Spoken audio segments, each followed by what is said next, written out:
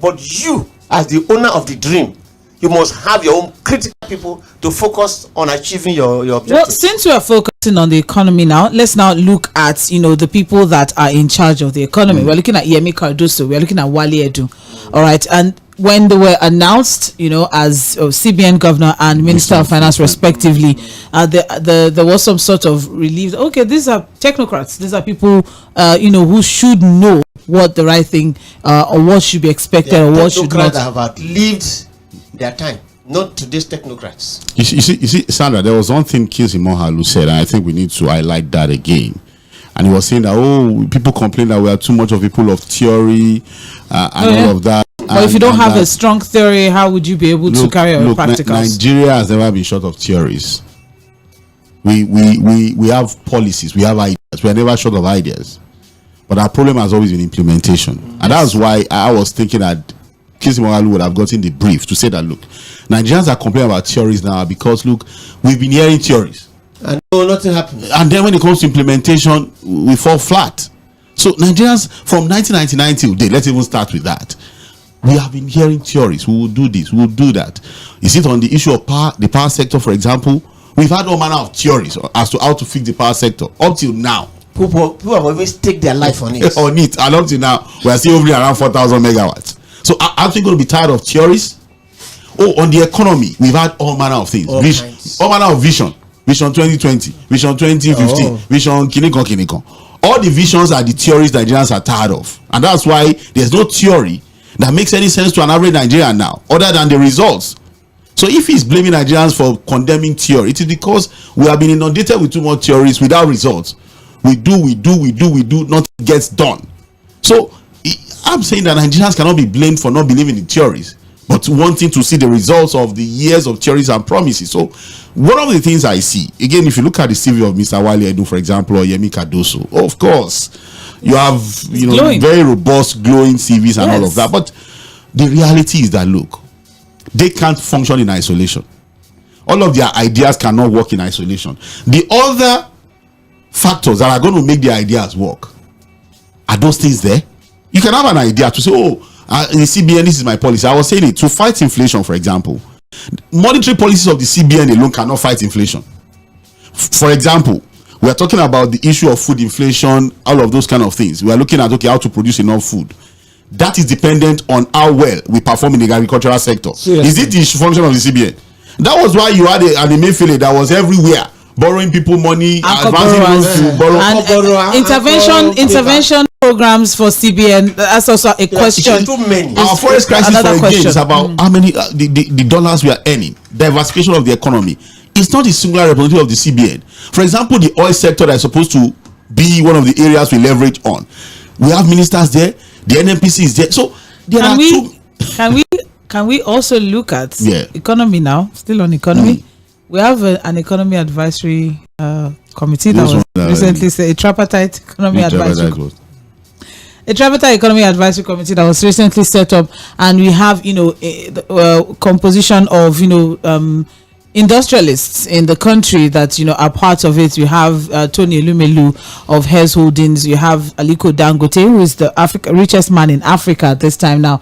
So what do you think? Do you think that's a desperate attempt to resolve whatever is on ground, or it's a cry for help? It's crisis management, and the managers may not be the best for it because they are also players in it. When we are looking at the economy and how it works, you that have stake on it, you do all kinds of things to survive, and most of those things are illegal, and they are putting you in the committee to tell us what to do. You only just need to rubber stamp your own illegal activities, illegal input, illegal position. They shouldn't have been part of it.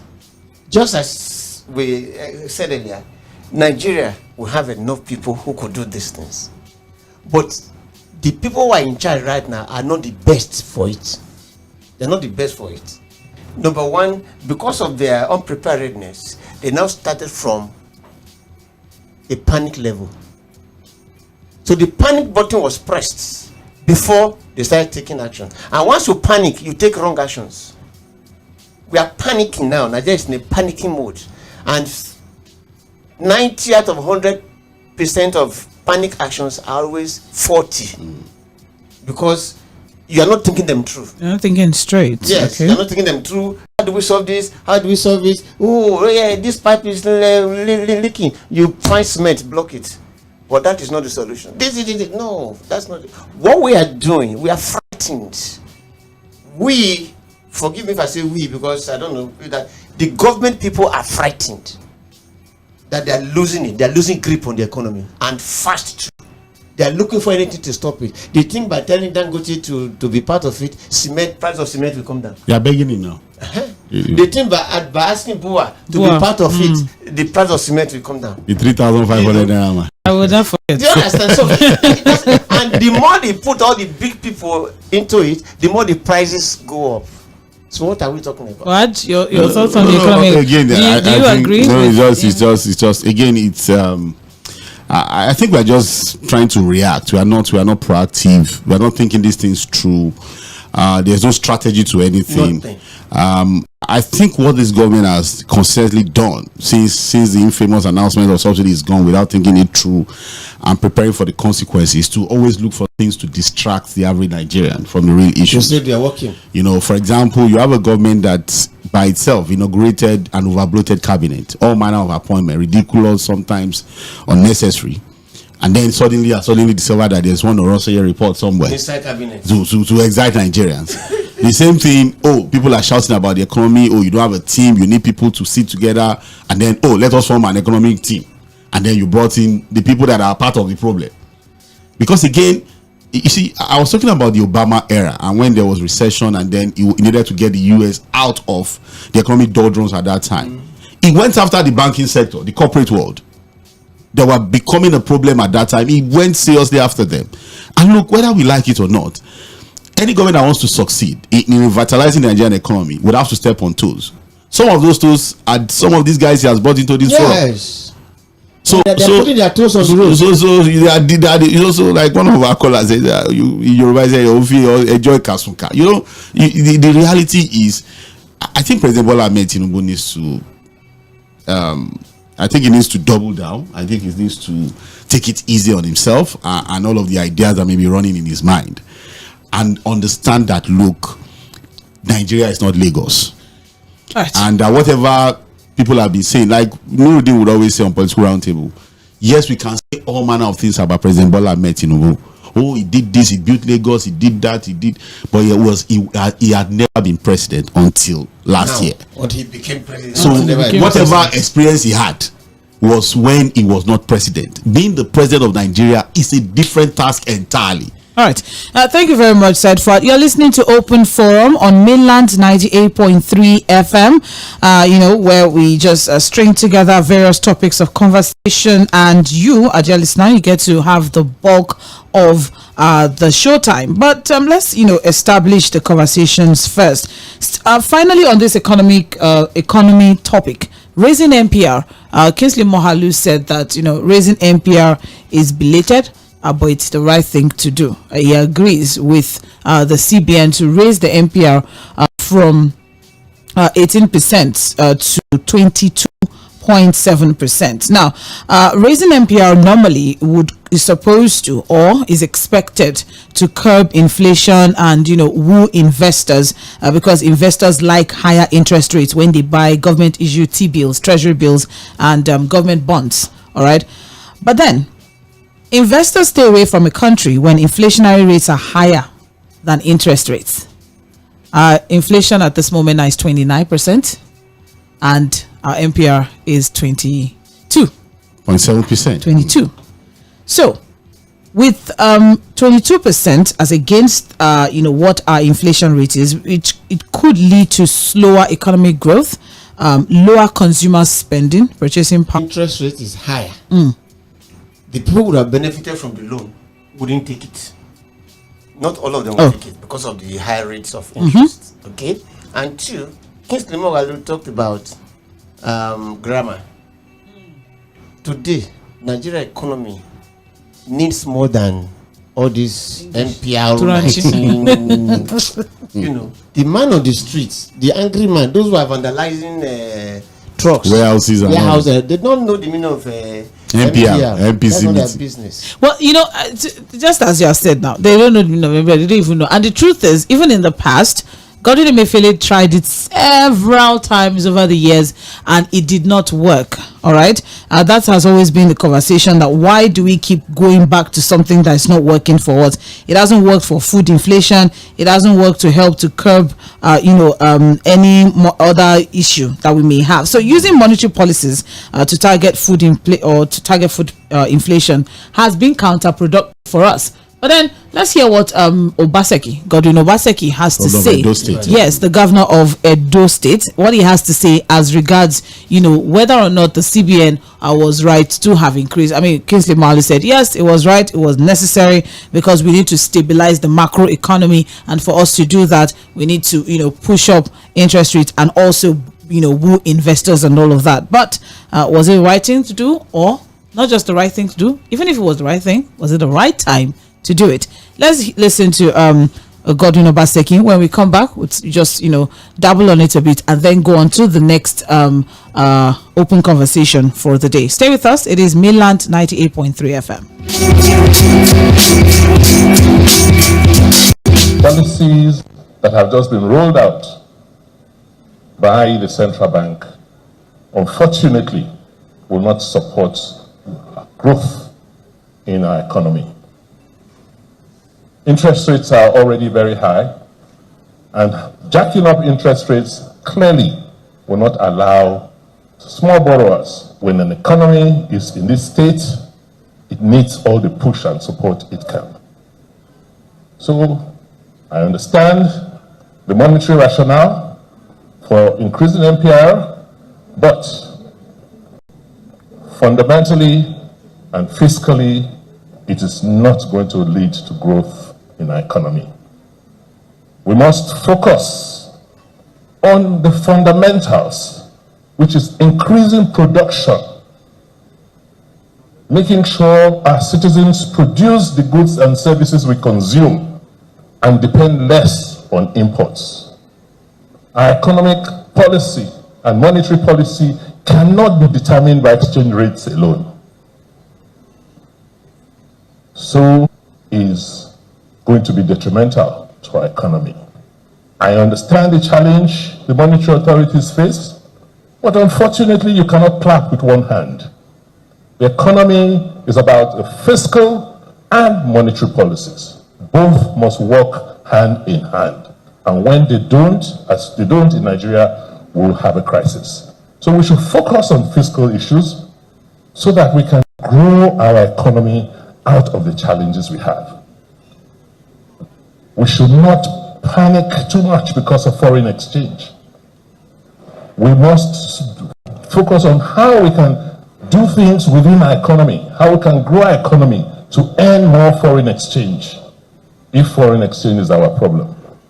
But I believe that creating jobs for young people should be more of a priority for us as a people at this time. Well, that was the voice of Godwin Obaseki, governor of Edo State, as regards his own reaction to the increase of the NPR or interest rate. Let's just leave the Turanchi or the grammar.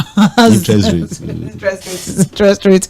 All right. Yes, you're still listening to Mainland 98.3 FM, the sound of Lagos, where the conversation never ends. Time check right now is 2:01, and just one or two cents as regards Godwin Obaseki's statement, so we can move on to the next focal open conversation, which is as regards our state governors and their ability to independently run their states without the help of FAC.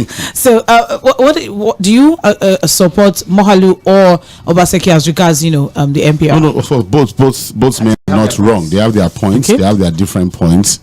And like the governor of Edo State has said, you can't clap with one hand. And like I said before we played that soundbite from Obaseki, CBN's monetary policies alone cannot solve our problems.